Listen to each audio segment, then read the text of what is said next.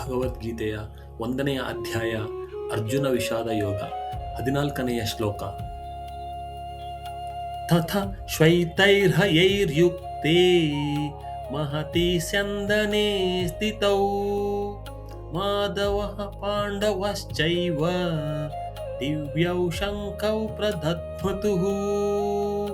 ಮತ್ತೊಮ್ಮೆ, ತಥಾ ಶ್ವೈತೈರ್ಹಯೈರ್ಯುಕ್ತೇ ಮಹತಿ ಸ್ಯಂದನೆ ಸ್ಥಿತೌ ಮಾಧವಃ ಪಾಂಡವಶ್ಚೈವ ದಿವ್ಯೌ ಶಂಕೌ ಪ್ರದಧ್ಮತುಃ.